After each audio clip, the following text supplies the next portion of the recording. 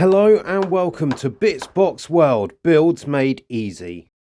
So I had an idea the other day when drinking a coffee that a coffee cup could look like a hut of some variety. All you need to do is put a door on it, some lintels and wooden uprights and a roof, and you could make a really cool Orc Hut for your Orcs and Goblins, tribes, Old World armies, and you can make an actual village out of it. I thought the Orcs, they would be a bit rustic, so they would probably have a mud built hut if they were going to build anything. And my daughter, who wants to get into playing a bit of the Old World, she has made a request. Can she get an Orcs and Goblins army? What a great request that is. Well, I've got High Elves, my son has got Lizard Men, and my wife has got Empire. So that would be a good addition to us having a bit of a war. So with this hut build, you do want to just get a drinking cup of any variety. Coffee cups I quite like. I quite like this version here because it's got this sort of pattern on the outside, and that can sometimes lend itself to the texture level later. So start off by cutting a hole in the cup to make a doorway. So I go with quite a rectangular shape here. I've measured it up against a model, and this should allow an orc biggin or black orc to fit through the doorway. And then you just want to get some wooden sticks, and we're going to build a bit of an upright area like it's been made to just hold the dirt open to gain entry to this hut. I simply cut my sticks with a Stanley blade of some variety, and you can measure them.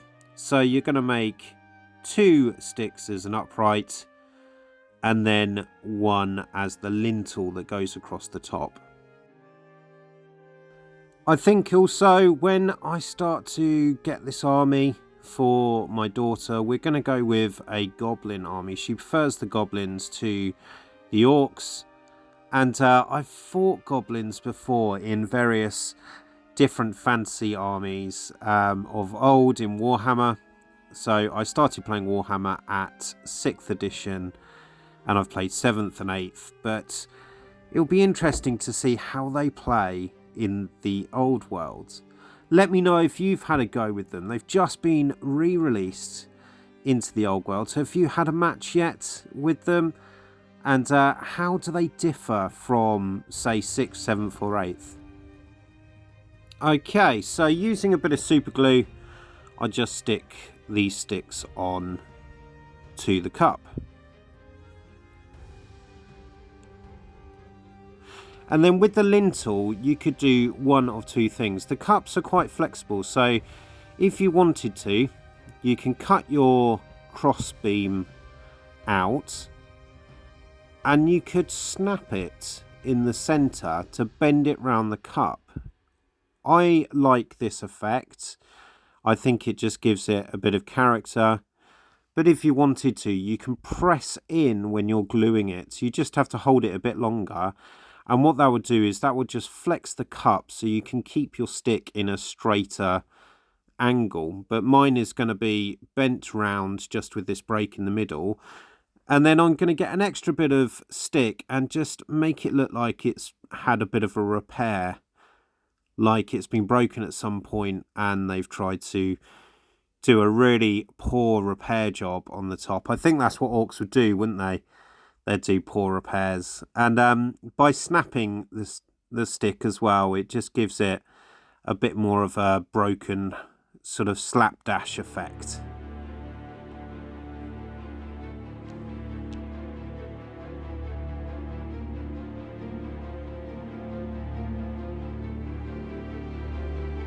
There we go, all super glued in. And it's starting to come together. So at this point, I want to add just a base layer of sand texturizing material to the cup. So I'm going to apply a bit of PVA glue over the entirety of the surface, but leaving the wood so that's not got any PVA glue in it.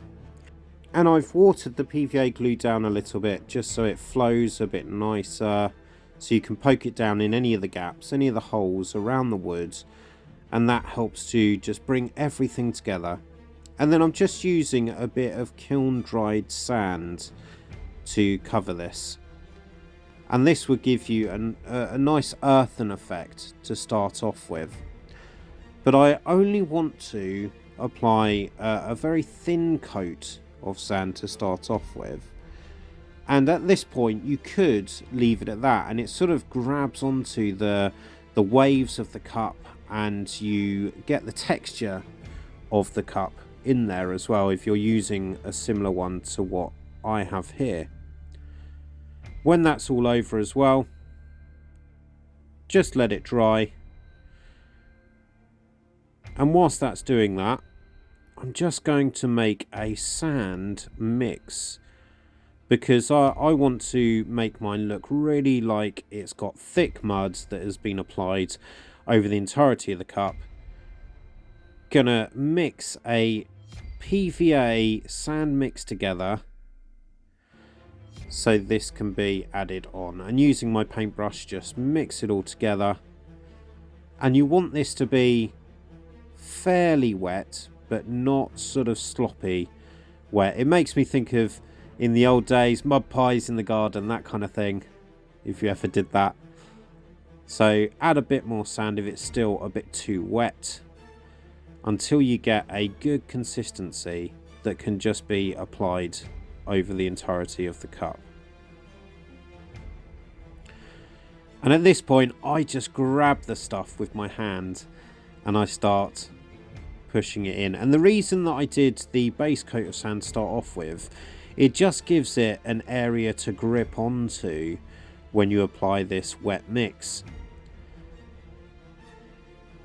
And this starts to, as you build it up, as you spread it over the cup using your fingers, or you could use a paintbrush if you want to, it starts to take on the effect of a mud built building. And you can just smooth it over, adding more and more. That also hides any of the logos that might be on the cup as well. As I say, the first layer could be where you just get up to and you leave it at that. But I like this effect because when it is all applied, when it's all dried, it looks really, really good. Just like rough mud has been added to build this building.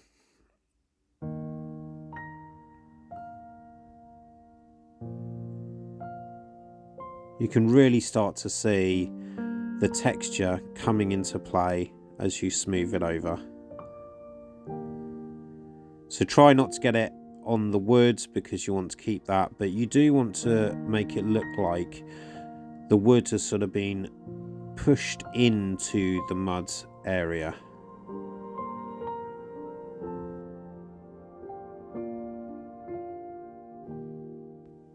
And there we are. When it dries, it looks really good. You can start to see all of the texture of that material across it.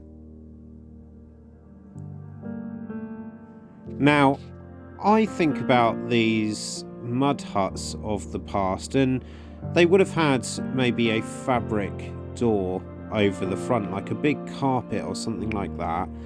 And I've got a bit of just material here, which I'm going to rip up, because what I want is I want to have that sort of material frayed edging on my build, on my door, so it looks like it's material and not something that's just a really clean sheet. And then I've got these thinner sticks which I'm going to use to stick this door onto my hut. So measure out the crossbeam, cut it out of the wood, just using your blade, really easy to cut. And then the uprights as well, these are all going to be on the inside edge as well, so I am measuring them against the outside of the cup, but they're going to be used to stick the door on the inside. So I end up with 2 uprights and a crossbeam, similarly to what we did on the outside.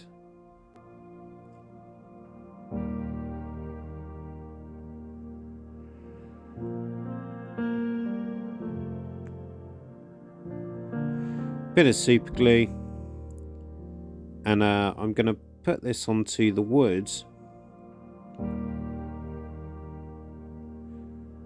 So this is going to be the crossbeam, so just that bead of super glue there, and then what you can do is you can stick the bit of fabric, the top end, onto that bit of wood, and then you can roll it round so it becomes the right size that you want to cover your door.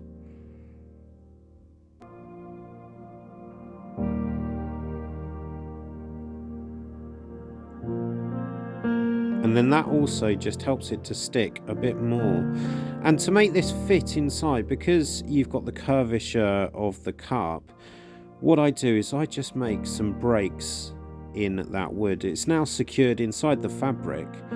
So if you make 3 or 4 breaks, you can then make this bend round when you stick it inside of the cup. And you're not going to lose the wood because it's wrapped around inside your fabric. And then that can just stick up inside, making sure that it's a good length and that it covers the gap below. There you go. So that's just stuck up inside, bit of super glue. Next up, you want to stick just the side fabric to the side as well. And just using a bead of super glue, that will stick it down. But then I'm going to add some sticks, those ones that I cut earlier, just to hold it in place as well. You could, if you wanted to, make this with an open door.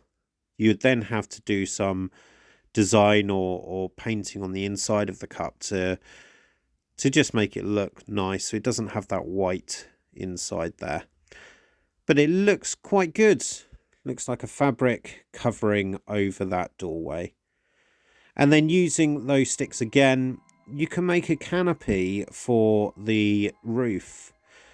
So I'm going to do 4 sticks all stuck together to make sort of a wigwam type canopy at the top. And I just do a little cut into the side of the rim of the cup, so those sticks can sort of have something to grip onto when they're put together. You push that down and that just allows you to place the sticks in a place that's going to hold them in place just whilst you're building it all together. Make sure it's the right size and that the stick fits in. And then you can glue your crossbeam to start off with. So I just make a measurement, and what I do is I just cut a little divot into one of the sticks so these two can hold together as sort of the supportive structure of your roof.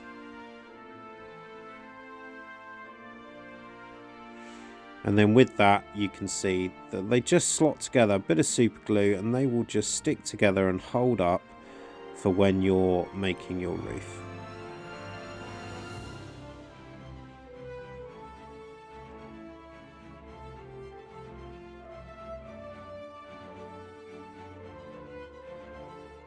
There we go. That's the first 2 in place. It's looking pretty good. Do a couple more cuts.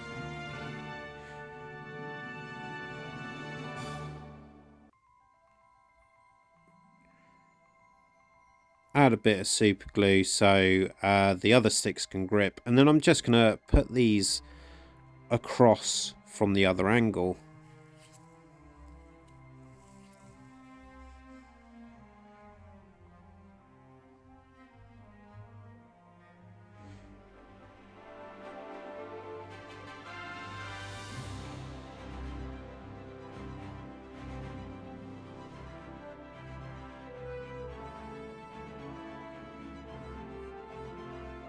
Awesome. So that gives us a framework there, and going to use a bit of material to start building up the roof as well. So once they're all stuck in place, this bit can be a little bit tricky, a little bit fiddly, but a bit of patience and you will get there.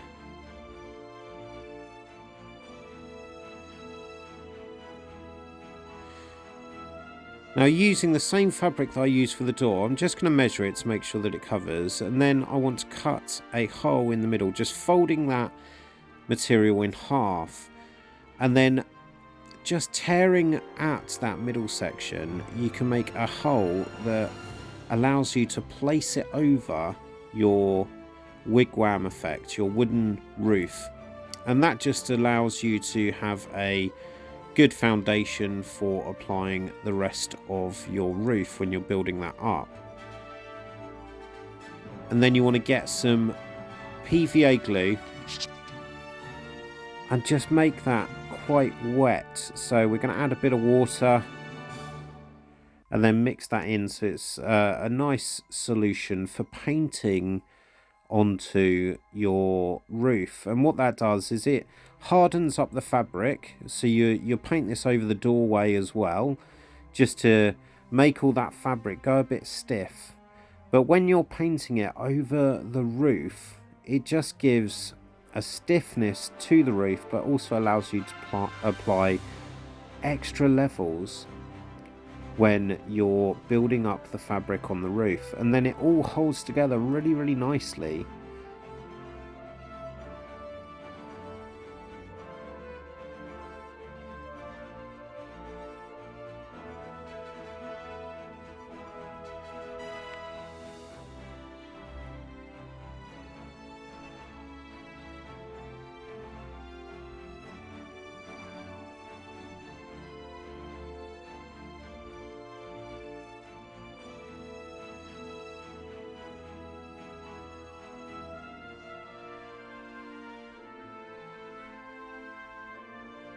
It also allows you, if you need to make any folds or anything in the fabric, because you don't want it to look like a big mushroom top on the top, unless that's the style that you're going for. But it allows you to fold over the fabric as well, which means that you don't have to do these really elaborate cuts, and you can make it look a bit rough and ready across your model.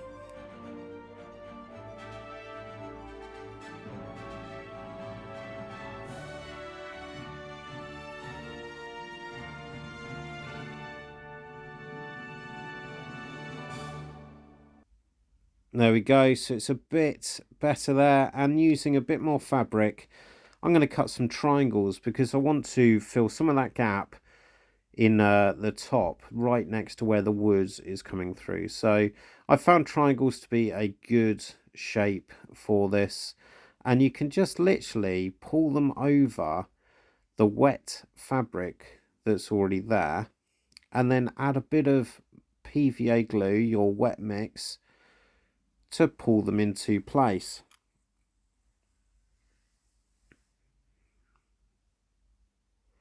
And that hides any gappaging. It also gives a really nice effect when you come to do your painting of this later, because it looks like lots of bits of fabric just laid across each other.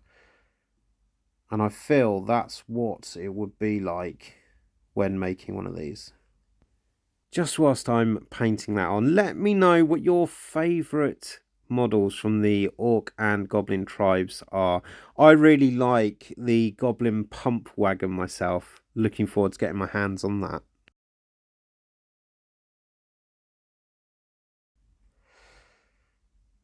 Great. Okay, that's here's all the gappaging. It's looking quite good around the sticks. You can sort of bring some of the sticks up. If you want to, you could hide this fabric or pull this fabric over the entirety of the sticks, but I'm going with a bit of a stick effect, and this is one that I've made earlier.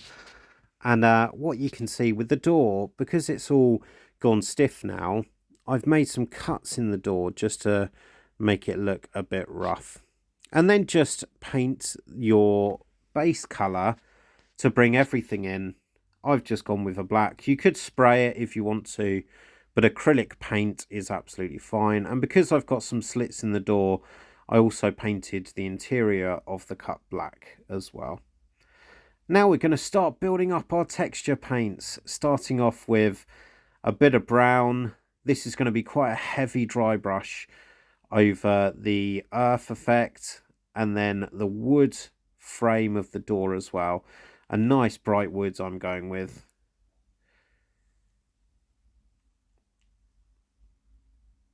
And you can really start to see that it starts to come together quite quickly.